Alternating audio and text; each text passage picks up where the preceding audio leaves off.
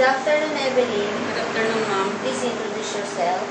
I am Evelyn Ibanez. I'm 33 years old. I'm married. I have four children, ages 15, 14, 11, and 6 years old. I have 4 brothers and 4 sisters. Do you have any experience in taking care of a newly born baby? Yes, ma'am. 3-month-old? Yes, ma'am. How do you take care of a newly born baby? I provide the food. And I will sing the lullaby if she cry. And I will play the games. Do you know how to sterilize bottles? Yes, ma'am. Changing diapers? Yes, ma'am. Do you know how to use operating electrical appliances? Yes, ma'am. Like Washing machine, rice cooker, oven toaster.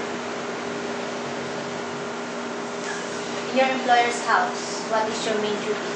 I'm cooking, cleaning the house, ironing, washing the clothes. How many times do you do ironing in a week? Once a week. Once a week. And cooking? Three times a 3 day. times a day. Cooking. What about car washing? How many how many times do you do car washing in a week? In the morning. Every day. Every day in the morning. This will be your first time to work abroad. Yes, ma'am. How are you going to overcome your homesickness? I will focus my work and I will always pray God. How many times do you have your day off in a week? 1 week. Once in the a week. Once. If your employer in Hong Kong cannot provide you a day off, but they will pay instead, is that okay? Yes, ma'am. Can you promise to cut your hair short? Yes, ma'am. Is it okay if you finish your household chores before going out for holiday? Yes, ma'am.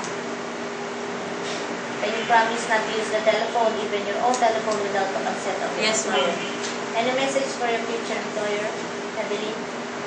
Good day, sir and madam.